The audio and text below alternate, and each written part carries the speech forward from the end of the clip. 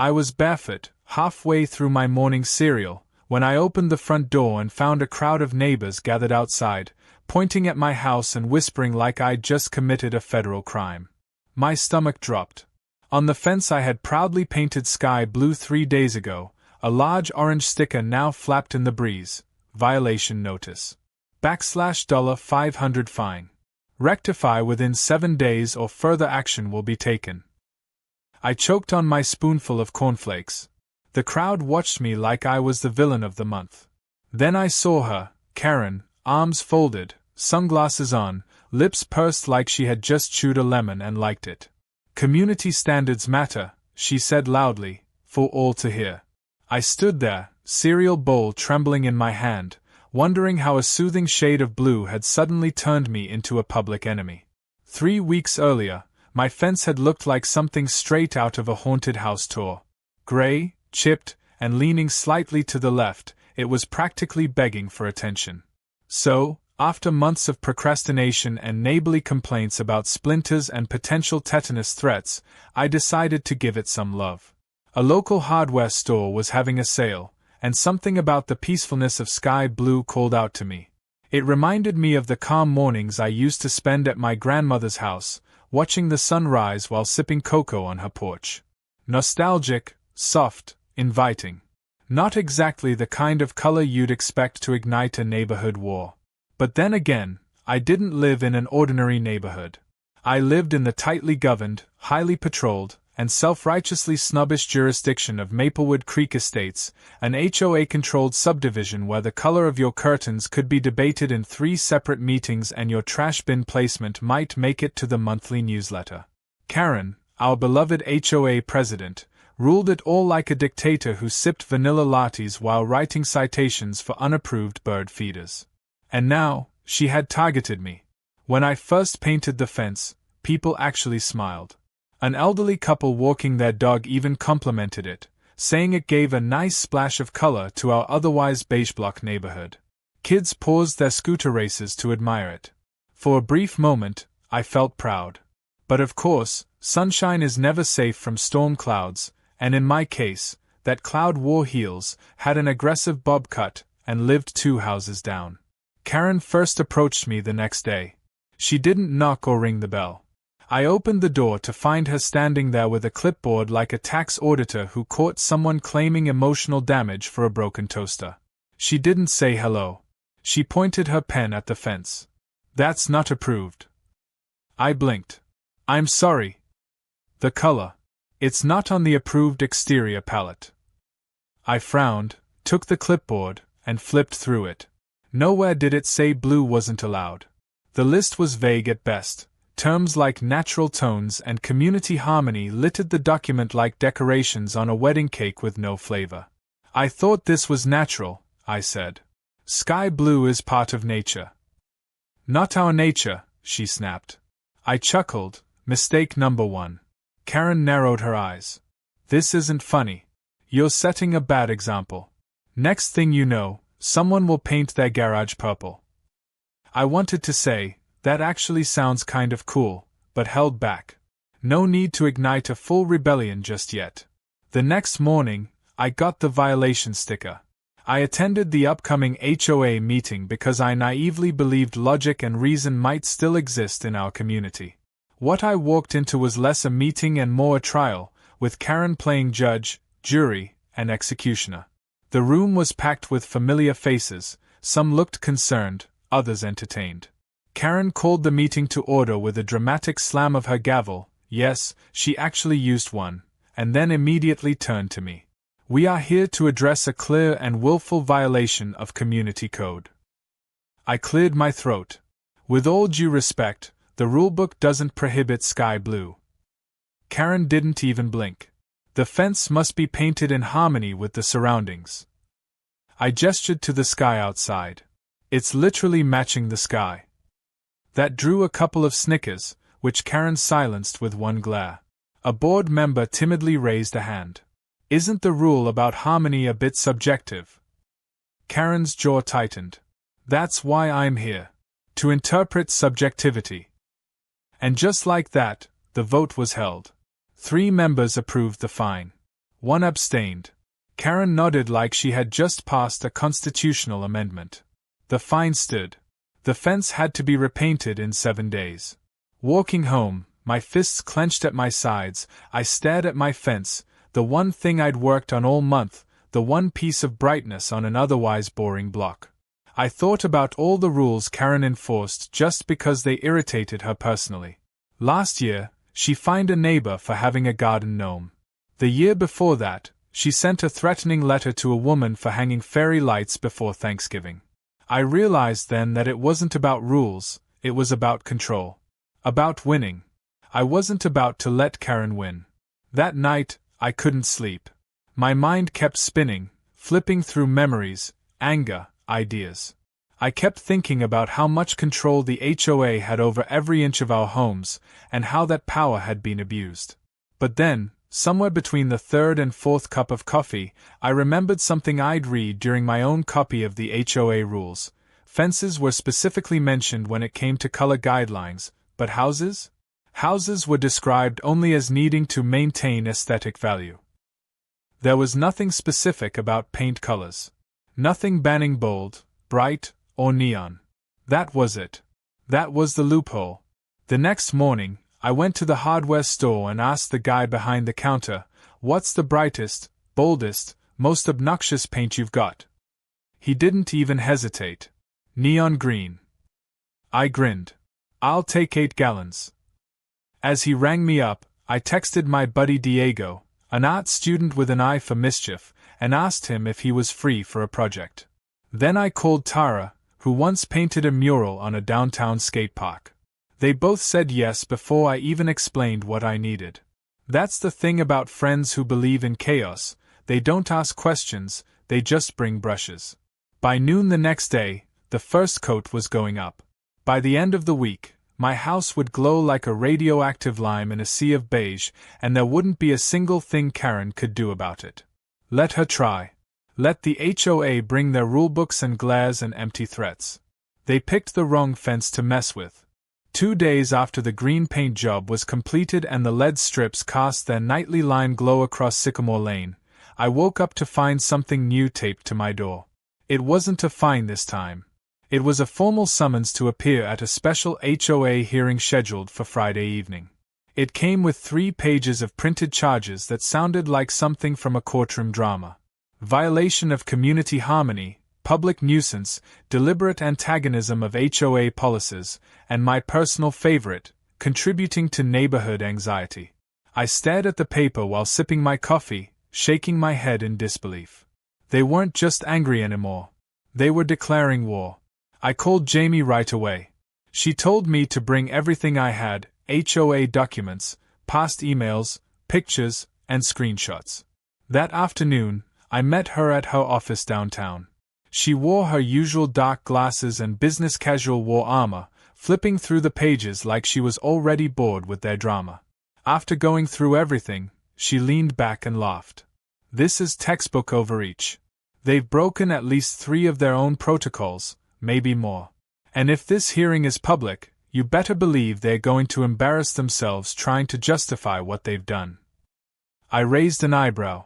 "So I'm not crazy for thinking this is personal. Personal and petty. And you're going to win. But we're not just going to defend. We're going to expose them."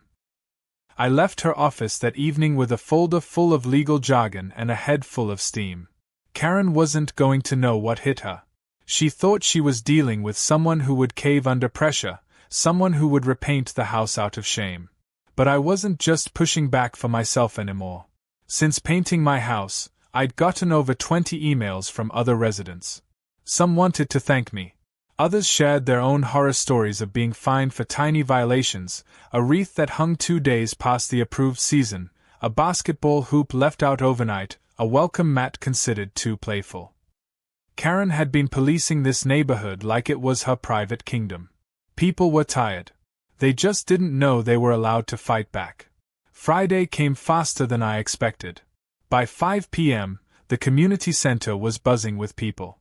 I walked in with Jamie by my side, holding a folder like it was a sword. Karen sat at the front, wearing her most polished scowl. Next to her were the remaining HOA board members, looking somewhere between nervous and bored. The room was packed. I recognized nearly everyone. Some were here for the drama. Some were here for justice. A few were probably just here to see what color I'd wear. For the record, I wore green. Karen opened the meeting with her usual overly formal tone, reading from a prepared statement that sounded like it had been written by someone who watched too much courtroom television. She laid out the charges with exaggerated seriousness, like I'd committed architectural treason. Then she handed the floor over to me. Jamie stood up. Calm, cool, surgical. First, let's address the legality of the supposed bylaw change. According to HOA Article 3, Section 7, any amendment must be voted on by no less than 5 board members in good standing, and must be announced no less than 72 hours before the vote. We have evidence that the bylaw was altered in a private meeting involving only 3 members, and no community notice was given. That alone invalidates every charge presented here. The room stirred. Karen's expression didn't change, but her jaw twitched. Jamie continued. Second, we'd like to present this screenshot from the HOA's original PDF documents, showing no restrictions on house paint color, only guidelines on fence color. Additionally, this email from Ms. Karen Hirschman to board members, which we obtained from a whistleblower, clearly shows her intent to target Mr. Collins not for violation of policy but because, quote, he's mocking our authority and needs to be shut down. Gasps rippled through the audience. Karen's face went pale. I glanced around and noticed phones being lifted. People were recording now. This wasn't just a hearing anymore. It was a public reckoning. Jamie wasn't done. She clicked the next slide. We also have community testimony from 10 residents who were penalized unfairly for minor or invented infractions. Some of them are in this room. If needed, they are prepared to testify. Karen interrupted, her voice shaky but firm. This is ridiculous. We have standards for a reason. We can't let everyone run wild with neon paint and lawn statues. Jamie turned slowly. No one is suggesting anarchy, Ms. Hirschman. What's being addressed here is your abuse of power, your personal targeting of residents, and your manipulation of HOA policy to serve your own preferences. One of the board members, Janet, I think her name was, cleared her throat and raised her hand. I wasn't at the meeting where the vote happened. I wasn't even informed of it. I don't agree with how this was handled. Karen glared at her. You're out of order. Janet glared right back. You're out of line. The meeting unraveled quickly after that. More people stood up, calling out their own experiences. Someone shouted that they were fined for leaving a flower pot on their porch. Another mentioned how Karen yelled at a teenager for flying a kite too close to a tree. It was like years of frustration had finally found a release valve. I didn't say a word. I just watched. For the first time, Karen wasn't in control. An hour later, the board voted again, this time, with all 7 members present. They rescinded the bylaw amendment, cancelled my fines, and announced a third-party review of HOA leadership practices. Karen stormed out before the meeting was even adjourned. She didn't say a word to anyone. Outside the community center, a small crowd gathered around me. People clapped me on the back, shook my hand, even took selfies. I was now, apparently, the unofficial neighborhood legend. Caleb posted another video that night. Karen gets roasted by HOA lawyer. It hit 50,000 views by midnight. The next day, I got a letter in the mail. This time, it wasn't a violation. It was an apology, signed by 4 board members. It wasn't perfect. It didn't erase the months of stress, or the ridiculous drama over a fence. But it meant something. Later that evening, I sat on my glowing green porch, watching the sunset while sipping a soda. My house still looked like a highlighter exploded on it, and I still had no plans to repaint it. For now, it stood as a symbol. A warning. A joke. A victory. Tara drove by and honked twice. Diego followed behind her, waving out the window. Across the street, the old couple who first complimented my fence waved and gave me a thumbs up. Even the teenager who posted the videos gave me a salute. It was surreal.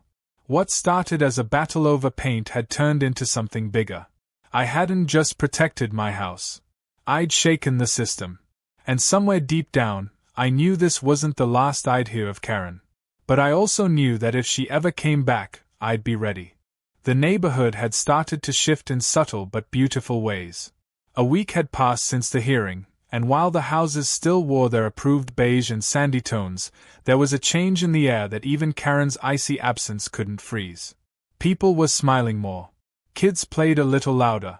Wind chimes that had once disappeared from porches were suddenly making a comeback. Even Mr. Patel, who had once been fined for leaving his grill out overnight, hosted a small barbecue that attracted nearly half the block. I sat on my green porch, soda in hand, watching all of it unfold like the world had taken a deep breath for the first time in years. But peace never lasts long in Maplewood Creek Estates, not when someone like Karen is still lurking in the shadows. On a warm Thursday morning, I received a thick envelope marked certified mail. Inside were legal documents, this time not from the HOA, but from a private attorney representing Karen Hirschman personally. She was suing me for defamation, emotional distress, and damage to reputation. It felt like a parody, like a joke someone had written after binge-watching courtroom dramas. But the letter was real, and the hearing date was set for 2 weeks later. I immediately called Jamie. She didn't sound surprised. In fact, she laughed. Not a joyful laugh, but one of pure disbelief. "She's not done," Jamie said. "She's embarrassed, and now she wants revenge. But this changes the game. Now we're in real court, not HOA nonsense." I could feel the stress creeping back in.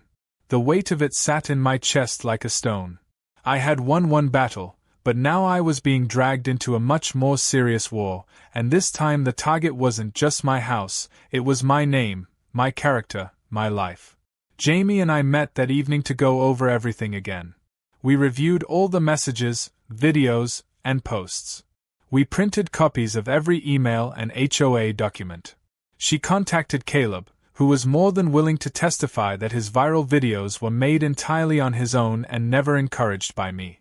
We even got statements from 3 neighbors who had witnessed Karen making snide, personal remarks about me long before the house paint incident ever happened. Meanwhile, the internet had taken a life of its own. After Caleb posted a video titled "Karen Sues the Greenhouse Guy," the situation exploded. News stations reached out. Memes flooded social media. The image of my greenhouse had been turned into everything from video game skins to t-shirts. Someone even photoshopped it into a battlefield tank. The story had become a symbol, and I was caught in the center of it. I was careful not to engage publicly. Jamie advised me to lay low. But the neighborhood wasn't silent. One night, someone left a box of cupcakes on my porch with a note that said, "No matter what happens, thank you for standing up." Another day, a group of teenagers chalked the sidewalk with neon green hearts and wrote, "Go Team Green."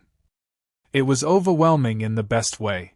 But still, I couldn't shake the anxiety building up inside me. 2 days before the court date, I was walking my dog around the block when I saw Karen. She was standing outside her car, phone to her ear, speaking in a hushed, furious tone. Her eyes met mine, and for a moment we stared at each other. She looked exhausted, like the weight of public shame had carved itself into her face. But her expression didn't soften. If anything, it hardened, and she turned away before I could speak. The day of the hearing arrived. Jamie and I walked into the courthouse with a folder full of evidence and a sense of calm that neither of us fully trusted. Karen sat on the other side of the courtroom with a sharply dressed lawyer who looked like he charged by the syllable. She didn't look at me. The judge, a tired-looking man with reading glasses and a no-nonsense voice, wasted no time getting to the point. Karen's lawyer presented her case with flair, claiming I had orchestrated a targeted smear campaign that resulted in widespread emotional damage, ridicule, and social isolation. He cited the videos, the memes, even a local newspaper article that referred to her as the HOA tyrant. He painted a picture of a woman whose life had been turned upside down by a neighbor's malicious campaign of humiliation. Jamie waited patiently, then stood and calmly presented our side. She pointed out that the videos were made by a third party, who had publicly confirmed I had no control over their content. She emphasized that Karen's actions as HOA president were already a matter of public record and had directly contributed to the outrage. She read the threatening letter Karen sent after the fence incident, and submitted testimony from neighbors confirming that Karen had often weaponized the HOA rules to bully residents long before I ever painted my house. Then Jamie played a short audio clip from an HOA meeting months ago, secretly recorded by a board member. In it, Karen could be heard saying, "I'll make sure he regrets ever challenging me. I don't care what color he paints that stupid house." The courtroom fell silent. The judge asked a few clarifying questions, then took a short recess. I sat on the bench, hands clenched, trying to breathe evenly. Jamie leaned over. "We've got her. Just wait." When the judge returned, he spoke plainly. "After reviewing the evidence, I find no grounds for the plaintiff's claims of defamation or emotional distress. The videos and posts in question were made independently and fall under the protection of free speech. Furthermore, there is clear evidence that the plaintiff engaged in retaliatory behavior, and I strongly suggest she reconsider any future legal action unless she wishes to face countersuit." Karen didn't flinch. She just sat still, lips tight, staring straight ahead. Her lawyer packed up his documents without a word. The judge banged the gavel, and it was over. Outside the courthouse, Jamie and I were met with a few local reporters. I said nothing. Jamie gave a short statement about standing up for personal rights and the importance of fair leadership in community spaces. We left quickly after that. I didn't want attention. I wanted peace. That evening, I returned home to find the porch filled with little green decorations people had left, ribbons, notes, small gifts. I didn't know what to say. I didn't even know what to feel. I had just survived a battle I never asked for, against a woman who had once controlled everything from lawn height to mailbox style. And now, her power was gone. The next morning, I saw a moving truck parked in front of Karen's house. She stood outside supervising a group of workers, arms folded, sunglasses on. This time, though, there was no clipboard. No neighbors came to say goodbye. No one offered help.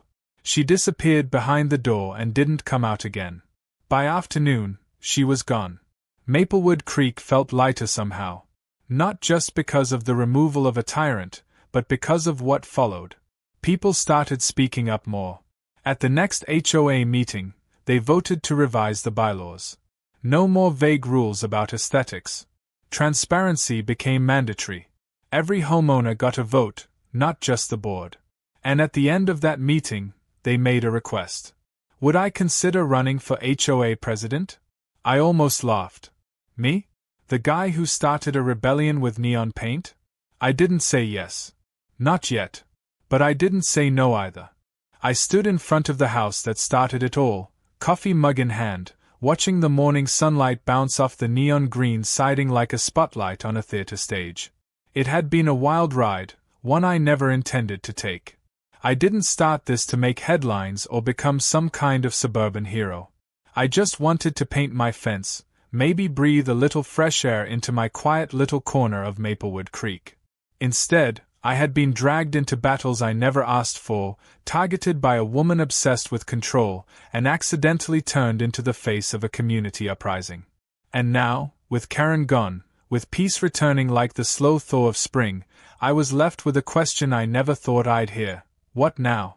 The neighborhood didn't look much different on the surface.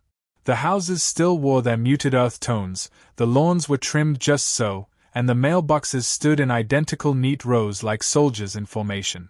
But something invisible had shifted. A kind of ease had crept in, soft and quiet. People talked more, laughed more. I saw kids riding bikes without parents peeking nervously through curtains, afraid of being told their child's helmet color violated HOA standards. Porch swings had reappeared. One house even put up solar-powered fairy lights, and no one complained. At least not anymore.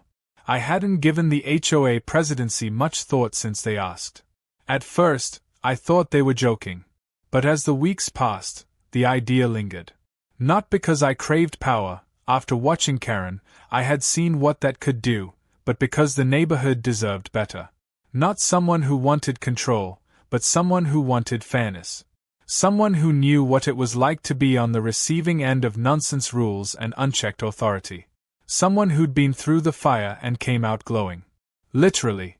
After talking it through with Jamie and a few neighbors, I agreed to take a position on the board. Not as president, at least not yet. But enough to help change things from within. To make sure the next time someone wanted to paint their fence or hang a wind chime, they wouldn't be threatened with legal action. That decision alone sent ripples through the community. People who had been silent for years started showing up to meetings. They brought ideas, concerns, even snacks. And somehow, we turned HOA meetings from grim courtroom dramas into actual conversations. The house, my bright green statement of rebellion, had become a landmark. Cars slowed down in front of it, tourists took pictures, and someone even listed it on a Weird Homes of America blog. A paint company reached out asking if I'd be willing to let them do a promotional shoot. I said sure, as long as they didn't mind my dog photobombing every shot. I even started a small blog to document the journey, partly to help others stuck in the same HOA nightmares, and partly to vent. The response was more than I expected.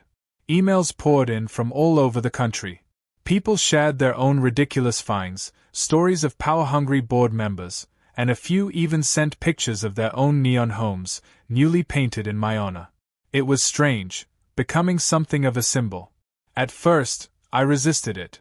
I was just a guy who had snapped after one fence too many.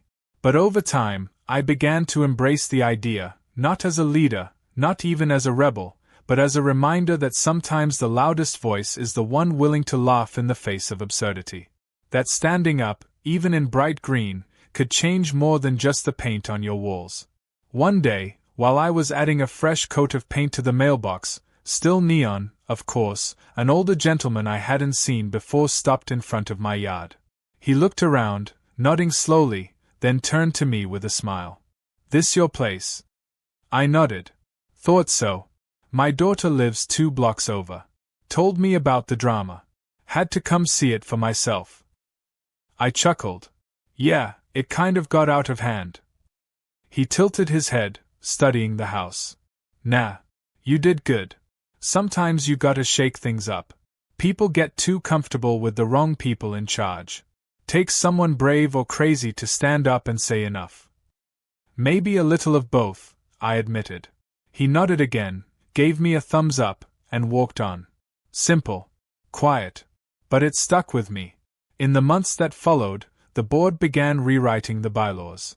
We replaced vague language with clear, fair rules.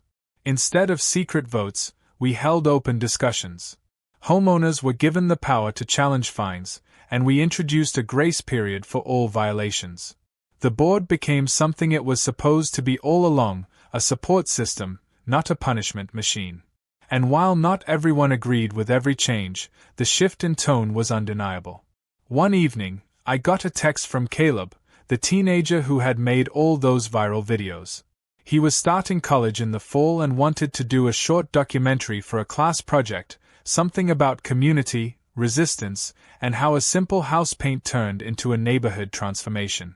I agreed immediately. He came over with his camera, sat on my porch, and asked the first question with a grin. "So, when did you know you were going to start a revolution?" I laughed. "Honestly? When someone fined me for using the color blue." The documentary went online a week later. It didn't go as viral as the original videos, but it didn't matter. It was raw, thoughtful, and funny in just the right places. People saw it, shared it, and thanked me again. One viewer even sent me a care package of neon green socks and a paint roller with my name on it. The world is weird like that. As for Karen, no one had seen her since the moving truck. Rumors popped up occasionally that she'd moved to a different HOA and immediately tried to take control, or that she was now working in some far-off condo board, plotting her return. But most people didn't care anymore. Her grip on Maplewood Creek was gone, and with it, the fear that had once hovered over every porch and flowerbed. Looking back now, it still feels surreal. That something so small, so ordinary, had the power to spark a movement. But maybe that's the point. Change doesn't always come from grand speeches or massive protests. Sometimes it starts with a brushstroke, a laugh, and a refusal to repaint. Tonight, as the sun sets behind the rooftops and my porch lights flicker to life, I sit with my feet up, my dog at my side, and a calm I hadn't felt in years. The house still glows a little too bright. The mailbox still makes people squint. But it's home. And it's mine. And if anyone ever tries to find me again for paint, I've got 10 more gallons in the garage. Just in case.